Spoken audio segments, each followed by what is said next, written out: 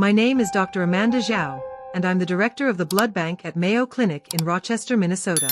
I oversee the collection, testing, storage, and distribution of blood products. I manage a team of technologists who process 50,000 plus blood donations annually, test them for diseases, separate them into components, red cells, plasma, platelets, and match them to patients who need transfusions. I've been a blood bank director for 14 years, the last 6 at Mayo Clinic. I understand blood on a molecular level, antigens, antibodies, compatibility, the science of matching donors to recipients. Blood is tissue. It's cells suspended in plasma, carrying oxygen, fighting infection, clotting wounds. Clinical, scientific, impersonal. On October 8, 2023, I began seeing memories in blood. When I handle a blood sample, I see the donor's life. Not just medical information, their entire existence. Childhood memories, traumatic events, daily routines, secrets, crimes. Every experience encoded in their DNA, stored in their blood, visible to me when I touch it. And when that blood is transfused into a patient, the memories transfer. The recipient starts remembering the donor's life as if they lived it themselves. A stranger's childhood. A stranger's marriage. A stranger's murder. I've processed over 800 donations since this started.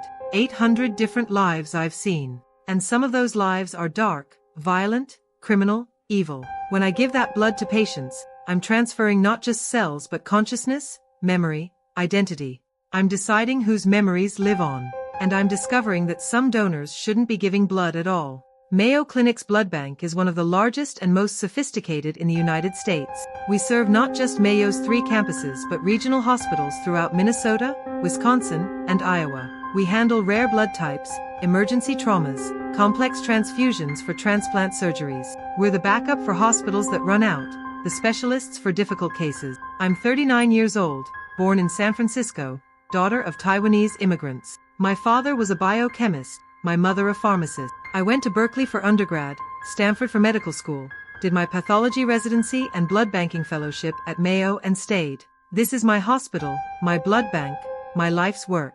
Being director means I'm responsible for every unit of blood that enters or leaves our facility. I oversee testing protocols, ensure safety standards, manage inventory, coordinate with surgeons for scheduled procedures and with trauma teams for emergency. Lives depend on our blood being safe, compatible, immediately available. October 8, 2023, was a Sunday. I was called in for an emergency, massive trauma, car accident. Patient needed 12 plus units of blood immediately. I went to the blood bank at 3:47 p.m. Started pulling units of O negative, universal donor, safe for anyone in an emergency. I grabbed the first bag, standard blood bag, 450 milliliters of packed red blood cells, donor ID number 847392, collected 3 days prior. The moment I touched it, I saw him. Not physically, not a person standing in front of me, but his life. His memories, flowing into my awareness like I was watching a film, except I was experiencing it, feeling it, living it from inside. I was 7 years old, riding a bike for the first time. My father, not my father, the donor's father, holding the seat, letting go, me pedaling alone, scared and exhilarated. I was 16, kissing a girl named Rachel behind the school bleachers. First kiss, heart racing. I was 23, graduating college, proud, my parents crying in the audience. I was 31, holding my newborn daughter, Sarah, overwhelmed with love and terror. I was 34, 3 days ago, at a blood drive at work, donating blood, getting a cookie, driving home. The donor's entire life, or fragments of it, accessible through his blood. Memories encoded in DNA, in cellular structure, in something I couldn't name but could perceive. I dropped the blood bag, gasping. My technologist, David Kim, looked over. Dr. Zhao, you okay? Yes, just dizzy for a moment. I picked up the bag again. The memories returned immediately. The donor's life flooding my awareness. His name was Michael, 34 years old, software engineer, lived in Rochester, married, 1 daughter. I could see his life in the blood I was holding. I sent the blood to the trauma bay. The patient survived. 12 units transfused, including Michael's donation. 3 days later, I followed up with the patient, Robert Chen, 28, recovering from the accident. How are you feeling, Mr. Chen? Physically? Better. But this is going to sound weird. I keep having these memories that aren't mine. What kind of memories? Riding a bike as a kid. But not my bike, and not my dad. Someone else's childhood. And there's this little girl, Sarah. I keep thinking about her, but I don't know any Sarah. I've never had a daughter, but I have these memories of holding a newborn, being a father. It's like someone else's life is in my head. I felt cold. These memories, when did they start? Right after the transfusion. Since I woke up, Michael's memories had transferred. The blood carried more than cells. It carried lived experience, consciousness, identity. And Robert Chen was now remembering Michael's life as if it were his own. Over the next 2 weeks, I tested this systematically. Every blood bag I handled, I experienced the donor's memories. Some brief, fragmentary, childhood moments, recent events, others extensive, entire life histories accessible through a single blood sample. Donor number 849201, A positive, woman, 42, elementary school teacher.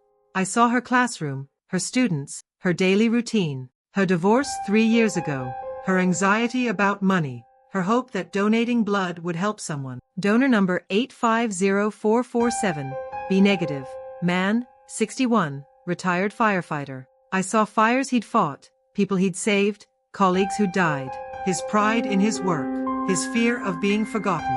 Donor number 851902, AB positive, woman, 29, graduate student. I saw her research, her thesis advisor who harassed her, her decision to donate blood to feel like she was helping someone even though she felt powerless in her own life. Every donor, a complete person. Every blood bag, a life story. And when that blood was transfused, the memories transferred.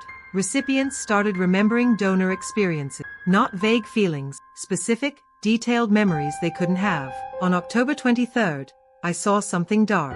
Donor number 853617, O negative. I touched the bag and saw violence. A man standing over a woman's body, blood on his hands, her face bruised, broken, dead. I was him. In his memory, I was the killer. I felt his rage, his justification, his calm afterward. He'd murdered her, his girlfriend, 3 weeks ago, beat her to death in her apartment, cleaned up, reported her missing. And 2 days ago, he'd donated blood. The memory was clear, specific, undeniable. I was seeing a murder through the killer's eyes, stored in his blood, accessible through DNA memory. I checked the donor database. Donor number 853617, Thomas Miller, 36, construction worker, O negative, regular donor for 5 years. I searched news reports. Woman found dead 3 weeks ago, suspected homicide, no suspects. The victim's name, Jennifer Martinez, Thomas Miller's ex-girlfriend. I was holding a murderer's blood. And if I transfused it, someone would receive his memories. Would they remember committing murder? Would they feel his rage, his violence, his lack of remorse? I quarantined the blood, labeled it unsuitable for transfusion, but I couldn't report what I'd seen. I had no proof except impossible perception. On October 30th, I had to use Thomas Miller's blood. Trauma patient, massive blood loss, O negative only. We were running low on other units. The patient was dying. Thomas Miller's blood was compatible, tested clean for diseases, medically safe, but it carried murder. I authorized the transfusion. The patient, Daniel Park, 34, hit-and-run victim, survived. I visited him in recovery 3 days later. Mr. Park, how are you feeling? Physically okay, but I keep having these dreams, memories. I don't know what to call them. Tell me about them. I keep seeing this woman, Jennifer. I'm standing over her, and I'm hitting her, over and over. And I feel this rage, this hatred. But I've never met anyone named Jennifer. I've never hurt anyone. But the memory feels real, like I did it. He was crying. Dr. Zhao, did something happen during surgery? Am I going crazy? You're not crazy. The memories aren't yours. They're from the blood donor. How is that possible? I don't know. But the donor committed a crime, and those memories transferred with the blood. So I'm remembering someone else's murder? Someone else's violence? Yes. Make it stop, please. I don't want these memories, but I couldn't make them stop. Memory transfer through blood. I didn't understand it, couldn't control it, couldn't reverse it. Daniel Park now carried a murderer's memories, and so did I, from touching the blood. On November 7th, I reported Thomas Miller to the police. Not officially, I couldn't explain how I knew, but I called in an anonymous tip about Jennifer Martinez's murder, suggesting they investigate her ex-boyfriend. They arrested Thomas Miller on November 12. DNA evidence, witness statements, circumstantial proof. He was charged with first-degree murder, but I knew he was guilty before the police did, because I'd seen it in his blood. On November 15th, I met with Dr. Patricia Morrison, Mayo Clinic's chief medical officer. Patricia, I need to discuss something about blood transfusions. I've been experiencing unusual perceptions when handling blood samples. What kind of perception? I see the donor's memories. When I touch their blood, I experience their lives, childhood, adulthood, recent events. And when that blood is transfused, the memories transfer to recipients. She looked skeptical. Amanda, that's not biologically possible. Memory isn't stored in blood. It's neurological, in the brain. I know what the science says, but I'm experiencing this. Every blood bag I handle, I see the donor's life, and recipients are reporting memories they couldn't have. Transplant recipients sometimes report personality changes, preferences from donors, but that's anecdotal, not proven. Memory in blood, there's no mechanism for that. Then how do I explain seeing Thomas Miller's murder through his donated blood? Thomas Miller? The man arrested last week. Yes, I saw him kill Jennifer Martinez, in his blood memory, before the police arrested. Amanda, you're describing psychic abilities, not medicine. I'm describing what I experience. Call it what you want. But I'm seeing donor memories, and I need to know what to do when those memories are criminal. Dr. Morrison studied me. If what you're saying is true, and I'm not saying I believe it is, then you have a responsibility to screen blood more carefully. How? Medical tests can't detect moral character. Then maybe you need to stop working in the blood bank, for your own mental health. On November 20th, 2023, I was placed on medical leave. 14 years as a blood bank director, 6 at Mayo, ended because I'd reported seeing memories in blood. But I couldn't stop perceiving them. Even away from the blood bank, I could sense donor memories in transfused patients. I'd walk past a patient in the hospital, and if they'd recently received blood, I could feel the donor's presence in them. Faint but there. A memory echo. On December 1st, I took a job at a small community blood center in northern Minnesota. Basic operation, fewer donors, quiet work. My first day was December 4th. First blood bag I handled, donor number 100234, A positive. I saw her immediately. Woman, 52. Accountant, recent cancer diagnosis, donating blood to feel productive, helpful, alive while she still could. Fear of death, hope that her blood would save someone. The perceptions hadn't stopped. New job, same ability. Over the next month, I processed 127 donations. I saw all of their lives. Donor number 100298, teenager, 17, first-time donor at school blood drive. Nervous, proud of helping. Crush on the phlebotomist. I saw his awkward teenage years, his hope that donating would make him seem mature, heroic. His fear of needles hidden behind bravado. Donor number 100356, man, 44, donates every 8 weeks for 20 years. Ritual, routine, believes it's his civic duty. Thinks about his father who died from blood loss after a car accident when he was 12. Every donation is for his dad.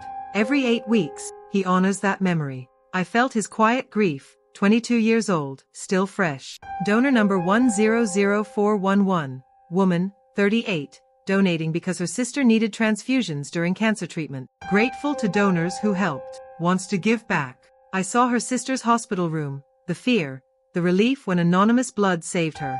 The donor's hands shaking as the needle went in, thinking, someone did this for Emma. Now I'm doing it for someone else's Emma. Donor number 100445, elderly man, 71, donating for the 200th time. I saw his entire adult life through blood donation. Young soldier donating in Vietnam. Middle-aged man donating after September 11th. Grandfather donating now.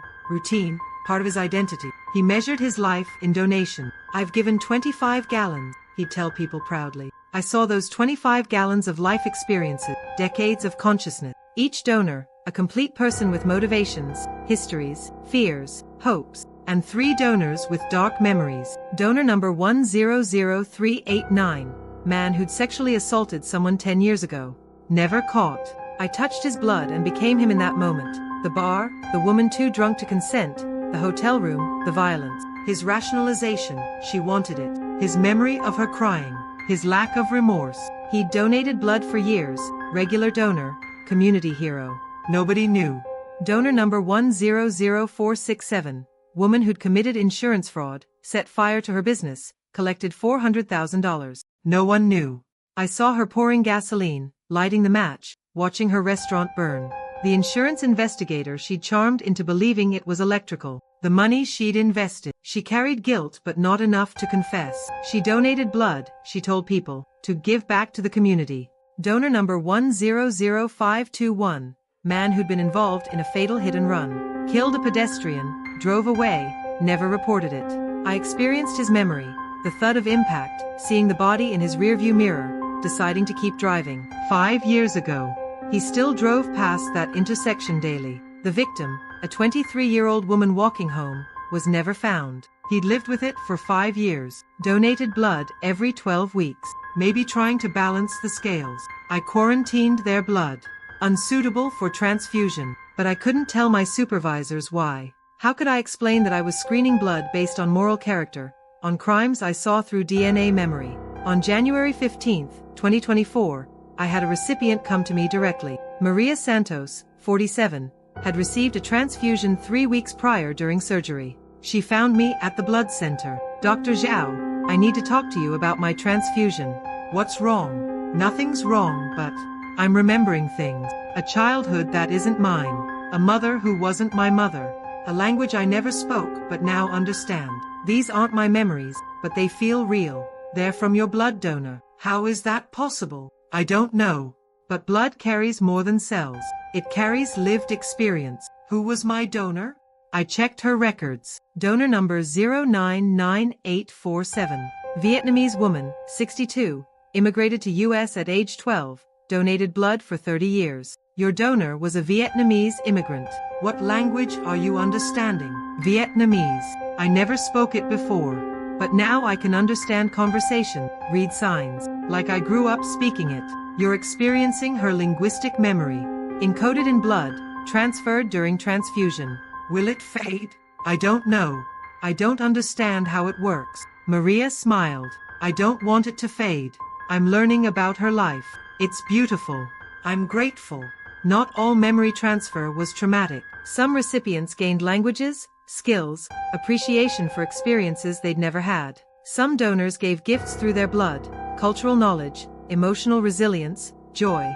On February 1st, I had my most difficult case. Child, 8 years old, leukemia, needed multiple transfusions. I was selecting blood units. First unit, donor with happy childhood, loving parents, safe life, good memories to transfer. Second unit, donor with history of abuse, trauma, violence, dark memories. I could choose which memories the child received. Give her blood with happy memories or blood with trauma. I chose carefully. Selected donors with positive life experiences, screened out donors with dark histories. The child received 6 units over 3 days, all from donors with good lives. When she was alert enough to talk, she told her parents, I had dreams while I was sick. I was lots of different people. Some were happy, some were sad, but mostly happy. I felt loved. I'd given her other people's happiness through blood. On February 20th, I received a message from Dr. Morrison. Amanda, we need you back at Mayo. Our current blood bank director doesn't have your instincts. We've had 3 transfusion reactions that might have been prevented with better donor screening. Please come back. She couldn't say it directly, but she knew. My instincts were seeing donor memories and screening accordingly. On March 1st, 2024, I returned to Mayo Clinic as director of the blood bank. My first day back, I processed 47 donations, saw 47 lives, selected units based not just on blood type and medical compatibility, but on memory compatibility, matched donors with positive experiences to vulnerable patients, screened out donors with dark memories from pediatric cases. My transfusion complication rates dropped. Recipients reported better post-transfusion experiences, fewer nightmares, less anxiety, better psychological outcomes, because I was matching not just blood but consciousness. On March 15th, I saw the darkest memory yet. Donor number 867543, AB negative, rare blood type, critically needed. I touched the bag and saw serial murder. Not one victim, 12. Over 8 years. Planned, methodical, unsolved. The first victim, jogger, strangled, 2015. The donor's memory, watching her run the same route every morning, learning her schedule, waiting in the woods. The feel of her neck under his hands, her eyes widening, his calmness.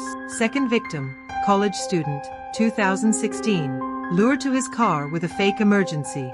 Chloroform. Basement. Days of torture. I experienced his thoughts during it. Curiosity about pain thresholds, boredom between sessions, satisfaction at her begging. Victims 3 through 12. Different methods, different locations, all meticulously planned.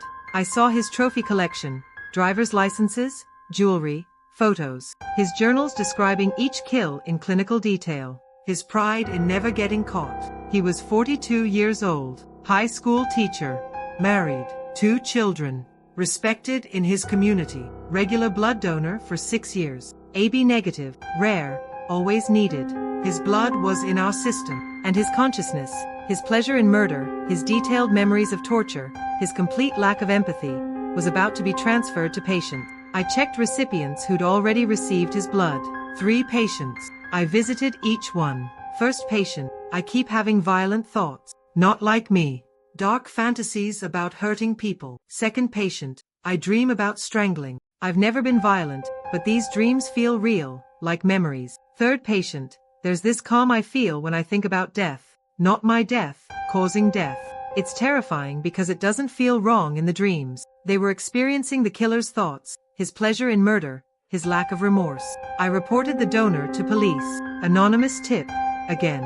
Couldn't explain how I knew. They investigated, found evidence, arrested him on March 22nd. 12 murders, finally solved. But 3 patients now carried pieces of his consciousness. His dark impulses, transferred through blood, living in their minds. I'm 39 years old. I'm the director of the blood bank at Mayo Clinic. I process 50,000 donations annually, and I see the life story in every single unit of blood. I see childhood memories, traumatic events, daily joys, secret crimes. I see who people really are, encoded in their DNA, stored in their blood, visible to me through perception I don't understand. And when I transfuse that blood, I'm transferring consciousness. Recipients gain donor memories, languages, skills, emotions, sometimes darkness. I'm not just matching blood types. I'm matching souls, deciding which memories live on, which experiences transfer, which aspects of donor identity become part of recipient consciousness. Some donors give happiness through their blood. Some give trauma. Some give violence. I screen carefully now, not just for disease, but for character, for the memories I see in their blood. Because blood isn't just tissue. It's lived experience. It's consciousness in liquid form. It's every moment of a person's life encoded in cellular structure. And when you receive someone's blood, you receive pieces of their soul. I carry 800 plus donors in my memory now. 800 lives I've seen through their blood. Some beautiful, some broken, some evil. And in my own veins, I have blood I've received over the years, transfusions from surgeries, donations I've tested by self-administering small amounts. Whose memories am I carrying? Whose consciousness is part of mine now? I had a transfusion after a car accident when I was 26. 3 units of O positive. I don't know who those donors were, but I carry fragments of them. Sometimes I'll have a memory that doesn't fit. A childhood in rural Iowa. I grew up in San Francisco. A grandmother speaking Polish. My grandparents spoke Mandarin. A wedding I never attended. Donor memories, mixed with my own, inseparable now. I tested donor blood on myself twice in the early days, trying to understand the mechanism. Small amounts, just enough to trigger memory transfer. I carry those donors too. A firefighter's memory of running into burning building. A pianist's muscle memory of playing Chopin. A mother's overwhelming love for her 3-year-old son. They're all part of me now. When I think, I don't know which thoughts are originally mine and which came through blood. When I feel emotions, I don't know if they're my authentic responses or echoes of donor experiences. I'm a mosaic. Hundreds of people whose blood has mixed with mine, whose memories have become my memories, whose lives have become part of my life. Sometimes I'll be driving and suddenly remember a road trip I never took. Sometimes I'll taste food and remember a childhood dinner in a house I've never lived in. Sometimes I'll hear a song and feel grief for someone I never knew who died decades before I was born. The donors live on in me, and in every recipient I've transfused. We're all carrying fragments of strangers, living their unlived moments, feeling their unfelt feelings. Blood carries identity. And I'm the guardian who decides which identities get passed on. Every day, I process dozens of donations, see dozens of lives, select units based not just on blood type but on memory compatibility, match donors with positive experiences to vulnerable patients, screen out donors with darkness from children, from trauma survivors, from anyone who couldn't handle carrying violence in their veins. But I can't screen them all. Sometimes I have to use dark blood, rare types, emergencies, no other option. And I watch recipients struggle with memories that aren't theirs, impulses they don't understand, thoughts that terrify them. One woman received blood from a donor with severe depression. She'd never been depressed in her life. After transfusion, she experienced crushing hopelessness, suicidal ideation, emptiness that made no sense with her happy life. The donor's depression, transferred through blood, living in her brain now. It took months of therapy and medication to separate donor feelings from her own authentic emotions. One man received blood from a donor who'd survived war. He started having PTSD flashbacks to combat zones he'd never been to, Iraq streets he'd never walked, explosions he'd never witnessed. The donor's trauma, now his trauma, indistinguishable from lived experience. One child received blood from a donor who spoke fluent French. She woke up code switching between English and French, using vocabulary she'd never learned, remembering French conversations with French people she'd never met. Her parents thought she was possessed. She was just carrying donor linguistic memory. I document these cases carefully. Private files. Evidence of memory transfer through blood that science doesn't recognize, medicine doesn't accept, but patients experience daily. 800 plus donors in my memory now.